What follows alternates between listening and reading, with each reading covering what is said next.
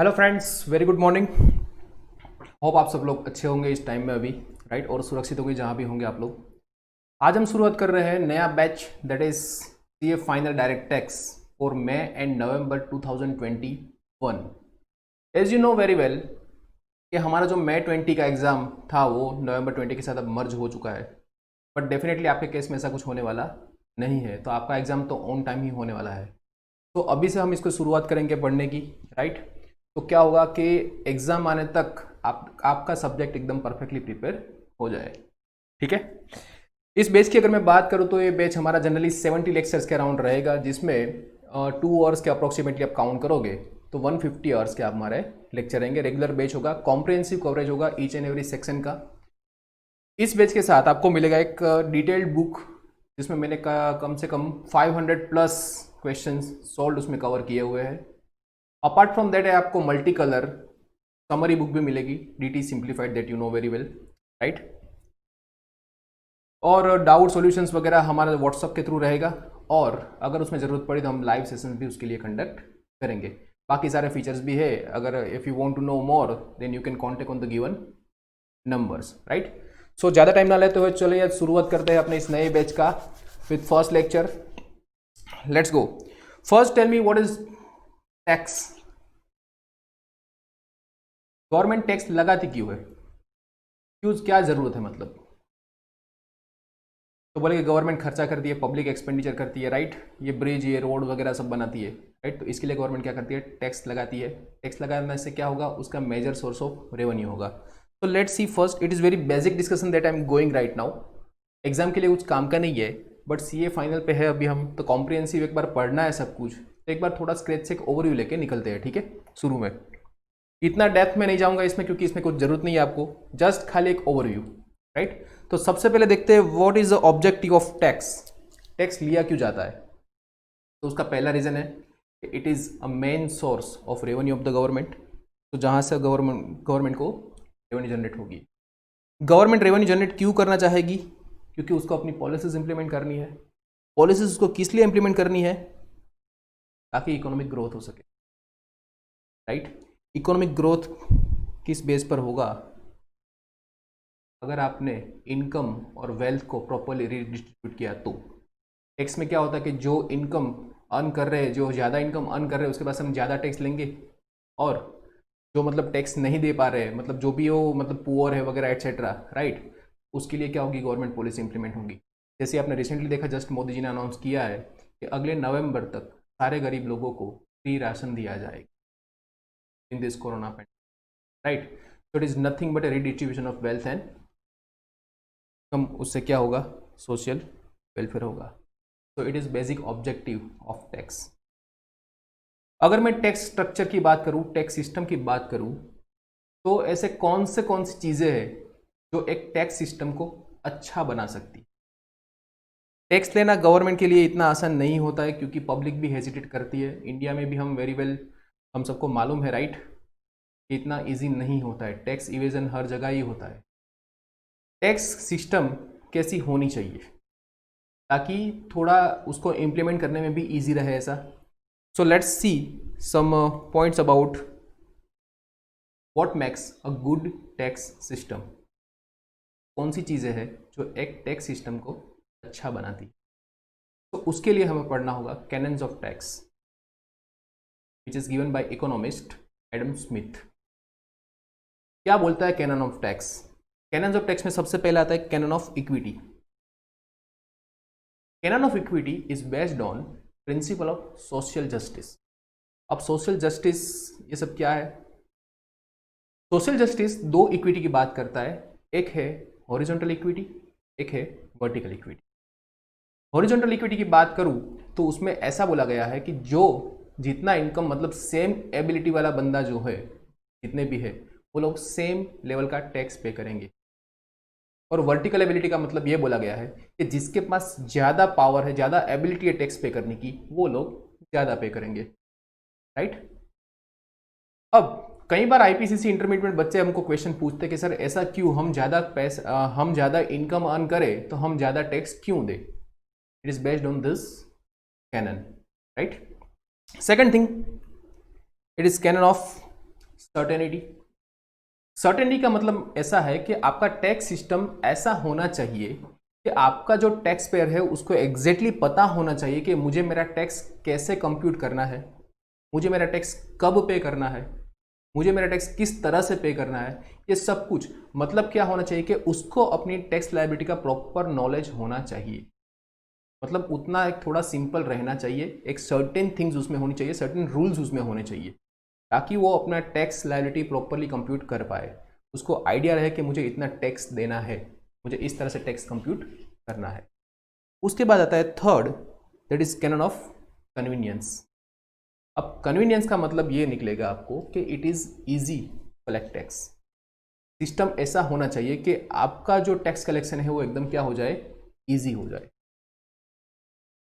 जैसे कि income tax की बात करूं तो इनकम टैक्स में आप जानते हो उसे कि आज से शायद 10 साल पहले की बात मैं करूं तो 10 साल पहले मतलब मैनुअल फाइलिंग वगैरह और धीरे धीरे ई फाइलिंग बढ़ रहा था। बट नावेडेज अगर आप देखोगे तो income tax is completely moving towards E filing. उससे क्या होगा कि जितने भी टैक्स पेयर है उसको कंप्लायंस करने में आसानी होगी। आज सैलरीड पर्सन का आप आईटीआर देखोगे, आईटीआर नंबर 1, तो इतना इजी इनकम टैक्स डिपार्टमेंट ने कर दिया है कि आपको कंसल्टेंट की भी रिक्वायरमेंट नहीं रहेगी अगर आपको थोड़ा बहुत नॉलेज है तो, राइट। तो इतना कन्वीनियंट कर दिया है, ठीक है। तो टैक्स सिस्टम इतना कन्वीनियंस होना चाहिए कि आपको टैक्स कलेक्शन में इजी होगा। आपका जितना कंप्लायंस इजी होगा उतना ही क्या होगा, टैक्स पेयर उसको अच्छी तरीके से मतलब उसको कंप्लाई कर पाएगा और कंप्लाई करना चाहेगा भी। अब मान लो आप वेरी ऑनेस्ट टैक्स पेयर हो, आपको जीएसटी बहुत अच्छी तरीके से पे करना, मतलब आपको मतलब कुछ इवेट नहीं करना है, सब कुछ नहीं करना है। बट आप करंटली आप देखोगे तो जीएसटी में कितने चेंजेस, उसके पोर्टल के इश्यूज, ये इतने सारे, एक जेन्युइन टैक्स पेयर होगा वो थक जाएगा, राइट। तो वो भी क्या करेगा, इस चीज़ से दूर भागना चाहे, इस सिस्टम से दूर भागना चाहिए। तो ये आपका कैनन ऑफ कन्वीनियंस बोलता है कि आपका टैक्स सिस्टम जो है वो इजी होना चाहिए, कन्वीनियंट होना चाहिए टैक्स पेयर के purpose. And fourth is canon of economy. Canon of economy is talking about principle of simplicity. Simplicity की बात करो तो उसमें क्या होना चाहिए कि भाई लो कॉस्ट होनी चाहिए। इस चीज़ की low cost of collection of tax, और I can say administration of the tax. अगर आपकी एडमिनिस्ट्रेशन कॉस्ट ही इतनी बढ़ गई तो आपने जितना भी कलेक्ट किया वो सब कुछ बेकार हो जाएगा। तब क्या हो जाएगा, आमदनी अठन्नी खर्चा रुपया, ठीक है, ऐसा हो जाएगा। तो इनकम टैक्स डिपार्टमेंट की ओर से भी क्या होना चाहिए, लॉएस्ट पॉसिबल एडमिनिस्ट्रेशन होना चाहिए। उसको भी कम से कम खर्च में टैक्स कलेक्शन बढ़ाना पड़ेगा, और जो टैक्स पेयर है उसका भी खर्चा बहुत कम होना चाहिए इस चीज़ को कंप्लाई करने के पीछे। अब मान लो एक सैलरीड पर्सन है, 5-6 लाख की इनकम कमाता है साल की, अगर उसको अपना आईटीआर भरना है और कोई कंसल्टेंट उसको बोले 50,000 रुपीज़, क्या वो कभी भी ऐसा करना चाहेगा?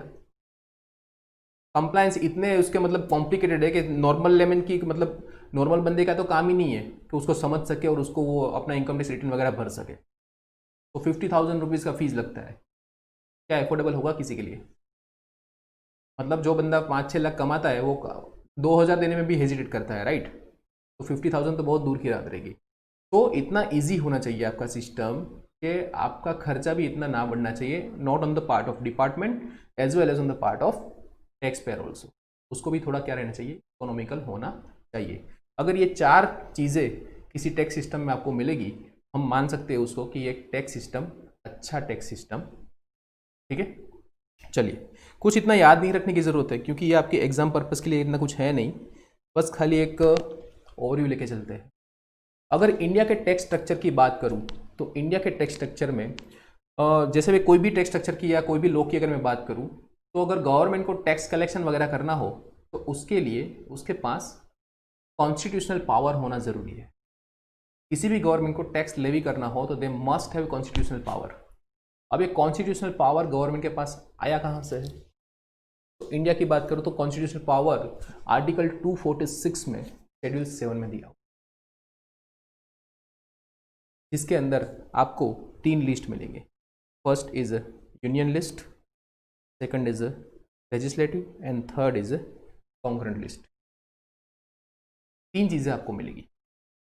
अब ये लिस्ट क्या बताते हैं? ये लिस्ट बताते हैं, टैक्स का लिस्ट बताते हैं कि कौन सी गवर्नमेंट कौन सा टैक्स लेवी कर सकती है, मतलब किस गवर्नमेंट के पास है पावर जो टैक्स कलेक्ट कर सके, राइट। अगर ये लिस्ट में उसका नाम नहीं है तो वो गवर्नमेंट उस टैक्स को कलेक्ट नहीं कर सकती। सबसे पहली बात करें यूनियन लिस्ट की, तो यूनियन लिस्ट में की बात करूँ तो उसमें एक एग्जांपल होगा पावर। पहली तो बात को पावर किसका होगा, that is power of central government. वो सेंट्रल गवर्नमेंट का पावर होगा कि उस पर ये जो नीचे लिस्ट में दी गई इनकम है वो सारी की सारी लिस्ट पे इनकम सेंट्रल सारी की सारी लिस्ट जो भी इनकम है उस पर टैक्स सेंट्रल गवर्नमेंट चार्ज कर सकता है, लेवी कर सकता है, राइट।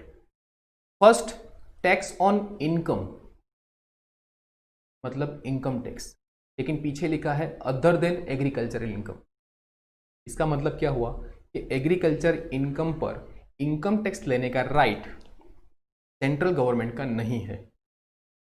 इनकम टैक्स हो गया central levy, but agriculture income पर इनकम टैक्स सेंट्रल गवर्नमेंट नहीं ले सकती, ठीक है, क्योंकि यूनियन लिस्ट में वहां पर ऐसा लिखा गया है tax on income other than agriculture income, right. तो इसीलिए यहां पर क्या है कि इनकम टैक्स जो है वो एग्रीकल्चर इनकम को क्या करता है, एग्जेम्प्ट करता है।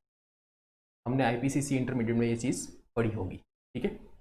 उसके बाद आता है एक्साइज ड्यूटी, वो भी सेंट्रल गवर्नमेंट के पावर में आता है, certain exception will be there also. उसके बाद आ गया कस्टम ड्यूटी एटसेट्रा, राइट। आगे बढ़े हम तो लेजिस्लेटिव लिस्ट की अगर मैं बात करूं तो लेजिस्लेटिव लिस्ट में जो भी टैक्स आएंगे वो सब कोई किसको कलेक्ट करना है, स्टेट गवर्नमेंट के पावर। तो अगर आप वहां पर देखोगे तो वहां पर सबसे पहले लिखा है टैक्स ऑन एग्रीकल्चर इनकम, तो सेंट्रल गवर्नमेंट के पास से वो रिमूव किया गया था और इधर यहां पर इसको पावर दिया गया है कि स्टेट गवर्नमेंट अगर चाहे तो एग्रीकल्चर इनकम पर टैक्स लेवी कर सकती है। जैसे बाकी सारे टैक्स भी है, entertainment tax, octroi and entry tax and etcetera. पहले वो वेट हुआ करता था, वैल्यू एडेड टैक्स, वो भी किसके हाथ में था, सेंट्रल गवर्नमेंट का, स्टेट गवर्नमेंट के हाथ में था। उसके बाद आएगा कंकरेंट लिस्ट। कंकरेंट लिस्ट में both of the government have same power to levy tax. इसका बेस्ट एग्जांपल अगर मैं बोलूँ आपको तो गुड्स एंड सर्विस टैक्स। अगर उसमें कहीं भी कन्फ्लिक्ट हुआ तो स्टेट जो सेंट्रल गवर्नमेंट का जो भी रूल्स रेगुलेशन है वो क्या रहेगा, फॉलो करना होगा, ठीक है। तो ये हो गई tax structure in India. India में कितना टैक्स स्ट्रक्चर है वो। अब इंडिया में टैक्स लॉ की बात करूं तो there are two taxes in India. First is a direct tax law and second is a indirect tax law. अगर मैं डायरेक्ट टैक्स लॉ की बात करूं तो डायरेक्ट टैक्स लॉ क्या होगा कि जो पर्सन जिसकी रिस्पॉन्सिबिलिटी है उसी को वो टैक्स पे करना है। सबसे पहली बात तो डायरेक्ट टैक्स पर्सन की इनकम पे चार्ज होता है। किस पे चार्ज होता है, पर्सन की इनकम पे चार्ज होता है, और जिस पर्सन की रिस्पॉन्सिबिलिटी है उसी को गवर्नमेंट में पे करना पड़ेगा। इस यहां पर आप बर्डन को शिफ्ट नहीं कर सकते। अगर मैं इनडायरेक्ट टैक्स की बात करूं तो इनडायरेक्ट टैक्स में क्या होगा कि it is a tax, first of all ये टैक्स किस पर लेवी होता है, goods and service tax, right. अगर आप देखोगे तो उसमें क्या लिखा है, गुड्स एंड सर्विस टैक्स, नाम ही क्या है, तो किस पर लेवी होगा, वो गुड्स एंड सर्विस पे लेवी होगा। ये इनकम पे लेवी नहीं होता है। और इसमें जिसने कलेक्ट मतलब जो टैक्स पेयर है उसकी रिस्पॉन्सिबिलिटी नहीं है गवर्नमेंट को पे करने की। उसमें जो भी सप्लायर होगा जिसने जीएसटी कलेक्ट किया है कस्टमर के पास से, तो सप्लायर की रिस्पॉन्सिबिलिटी होगी कि वो गवर्नमेंट में टैक्स को डिपॉजिट कराए। तो यहां पर क्या होगा, बर्डन को आप शिफ्ट कर सकते हो। ये बहुत ही बेसिक है तो इसमें बहुत आगे नहीं जाने वाला, राइट। थोड़ा थोड़ा बेसिक आइडिया आपको भी इस चीज़ का होगा, हमेशा मान के चलता हूँ। एग्जाम के लिए इतना पर्पसफुल नहीं है, बट क्या है कि एक ओवरव्यू लेना ही है तो पूरा हम 10-15 मिनट का एक ओवरव्यू लेंगे इसमें, ठीक है। चलिए फिर आगे बढ़ते हैं। इनकम टैक्स, अब हमने पूरा पढ़ा अब तक का, वो था जनरलाइज टैक्स स्ट्रक्चर के बारे में। अब आते हैं अपने सब्जेक्ट पर। First, income tax. इंडिया में इनकम टैक्स कब आया, चलिए कैन एनी गेसेस, सबसे पहले कब आया इंडिया में इनकम। अब तो हम पढ़ रहे वो इनकम टैक्स एक्ट 1961 है।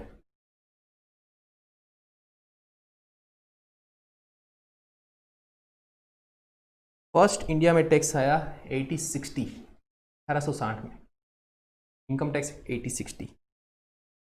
उसके बाद आया 1886, उसके बाद आया 1918, उसके बाद आया 1922 एंड उसके बाद लास्ट में आया 1961, जो अभी भी उसकी जर्नी चालू है। नया इनकम टैक्स लॉ आने वाला है, बट कब आएगा अभी कोई आइडिया नहीं है, बट वेरी सुन ये आशा है कि वो हमको देखने को मिलेगा। आपको नया टेक्स्ट तो पढ़ना होगा इसमें, ठीक है। चलिए आगे बढ़ते हैं। इनकम टैक्स एक 80-60 की बात करो तो सबसे पहले ये इंट्रोड्यूस किया गया था ब्रिटिश टाइम में, क्योंकि डेफिनेटली हमारा ब्रिटिश रूल था उस टाइम पे, तो राइट 5 साल तक चला और 5 साल के बाद इसको लाइसेंस टैक्स ने रिप्लेस कर दिया। उसके बाद 80-86 तक वो लाइसेंस टैक्स ही चला। उसके बाद 80-86 में जब पहली बार resident and non resident taxation की बात हुई, जो इनकम टैक्स एक्ट 1886 आया उसमें पहली बार रेसिडेंट एंड नॉन रेसिडेंट की बात हुई। एग्रीकल्चर इनकम को वहां पर पहली बार एग्जेम्प्ट किया गया और HUF को सबसे पहली बार वहां पर एक डिस्टिंक्ट एंटिटी माना गया, ठीक है। तो ये बदलाव हुए थे 80-86 में। उसके बाद जर्नी आगे बढ़ी, जहां पर 1918 की अगर मैं बात करूं तो वहां पर जो चेंजेस आए थे वो क्या थे कि सबसे पहली बार, मतलब पहली बार ऐसा हुआ कि बिजनेस के लिए स्पेसिफिक डिडक्शन की बात की। जैसे कि हम जानते हैं कि इनकम टैक्स हमारी नेट रिसीप्ट पे लगता है, ग्रोस रिसीप्ट पे नहीं लगता है। मतलब क्या कि हम जो भी इनकम अर्न करेंगे उसमें से अपने एक्सपेंडिचर माइनस करेंगे तो बचेगा वो क्या बनेगा, नेट रिसीप्ट। तो पहले भी ऐसा हुआ करता था, बट जो बिजनेस डिडक्शंस की बात थी वो स्पेसिफिकली प्रोविजंस इसमें इंट्रोड्यूस किए गए। उसके बाद आया, इसका तो 4 साल में ही हो गया राम नाम, और 1922 में आया इनकम टैक्स एक्ट 1922, जिसका बहुत ही अहम रोल रहा है 1961 के में भी, राइट। सो 1922 की बात करूं तो एडमिनिस्ट्रेशन की अगर मैं बात करूं तो उसके पर्पस के हिसाब से एक्ट में बहुत ही बड़ा रोल प्ले किया है।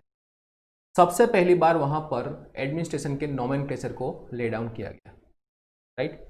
एक IT अथॉरिटीज क्या होंगी, उसके पावर्स क्या होंगे, ये सब कुछ वहां पर रखा गया।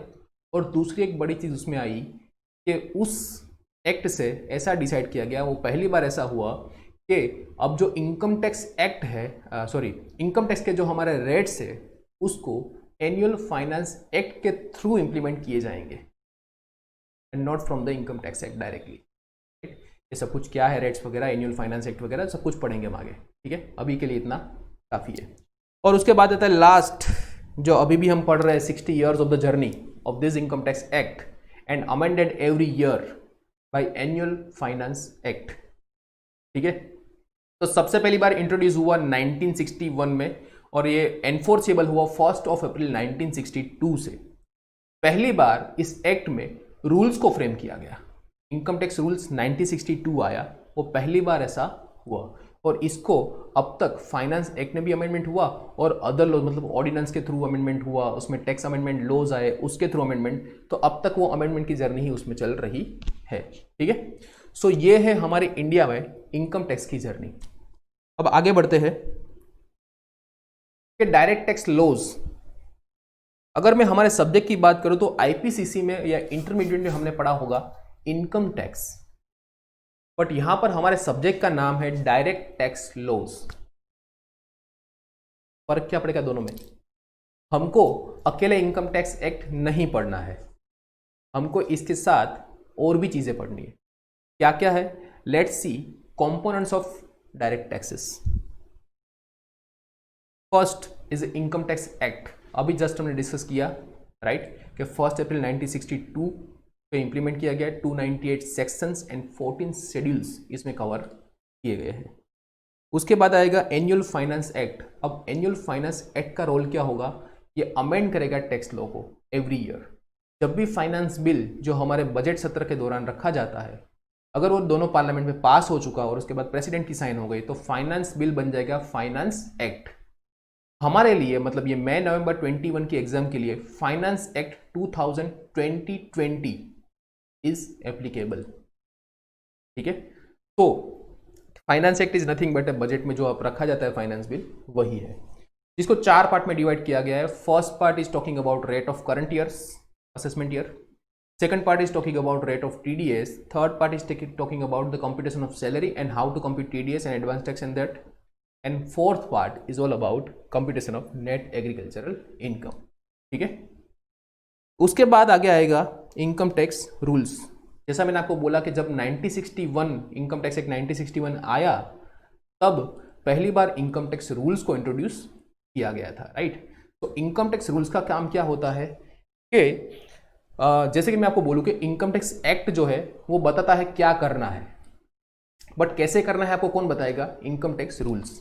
अब रूल्स में आपको क्या मिलेगा? कोई स्पेसिफिक फॉर्म्स मिलेंगे, फॉर्मेट्स मिलेंगे, राइट।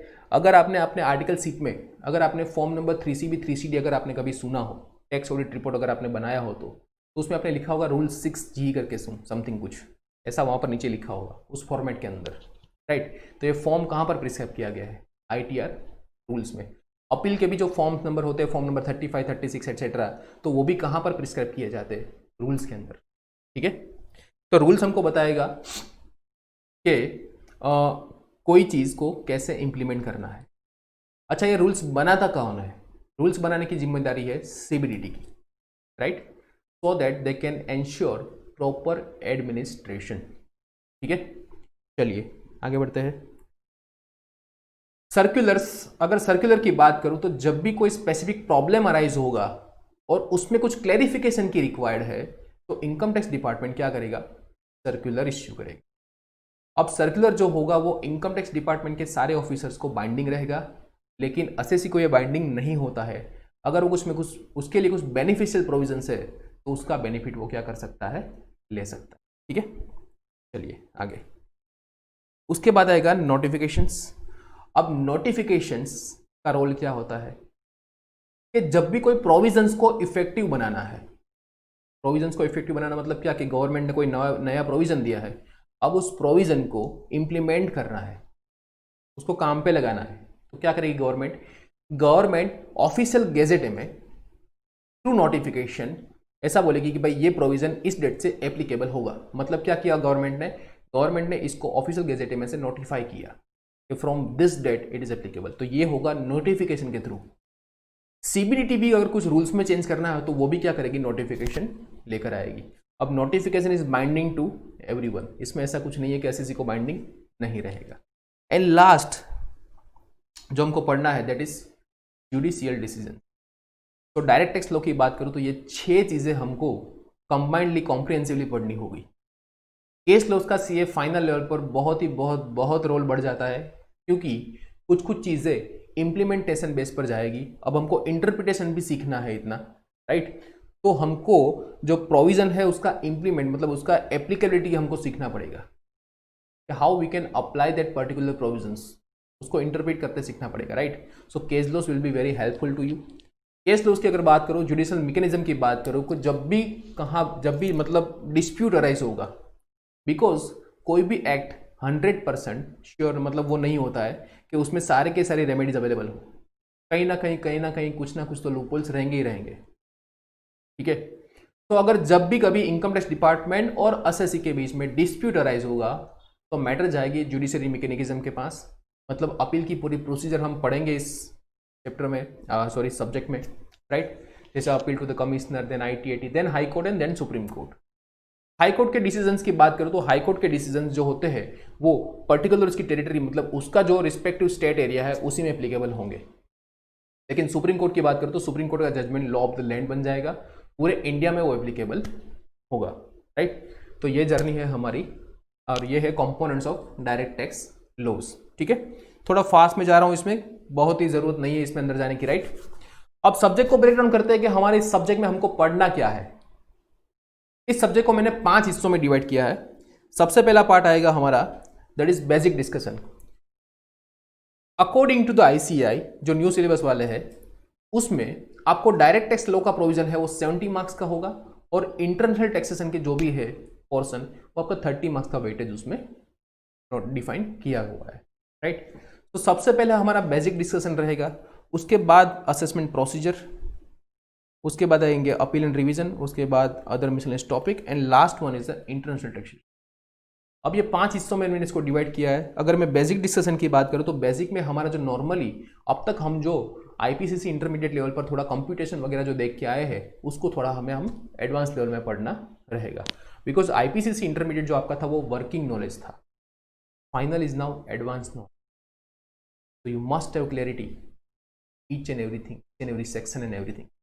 सेक्शंस भी आपको याद रखने होंगे, हम उसको उसी तरह सीक्वेंस में ही जाएंगे ताकि आपको सेक्शंस भी क्या हो जाए, ठीक है। चलिए तो सबसे पहले बेसिक में हम पढ़ेंगे एसएससी क्या है, उसकी इनकम कैसे कंप्यूट की जाएगी, income tax rate, TDS, TCS etcetera. उसके बाद हम पढ़ेंगे असेसमेंट प्रोसीजर की बात। मतलब पहला जो पार्ट था that is all about self assessment, मतलब उसमें एसएससी को खुद ही कंप्यूट करना है सब कुछ, and then they are suppose to submit their income tax return. उसके बाद जो बोल आता है वो जाता है इनकम टैक्स डिपार्टमेंट के कोर्ट में। उस पर क्या रहेगा, जैसे कि इनकम टैक्स अथॉरिटीज क्या होती है, उसके पावर्स क्या होते हैं, ये सब कुछ हमको इसमें पढ़ना रहेगा। It is very very very conceptual thing. ये जो पोर्शन है वो एकदम कंसेप्चुअल थिंग पर जाएगा।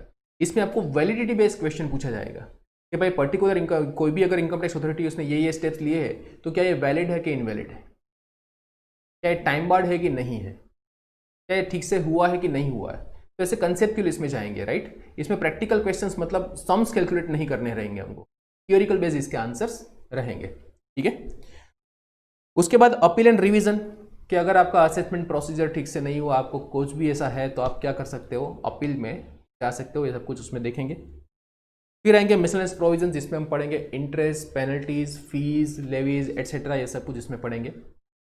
उसके बाद लास्ट वाला पोर्शन हमारा रहेगा जो इंटरनेशनल टैक्सेशन रहेगा।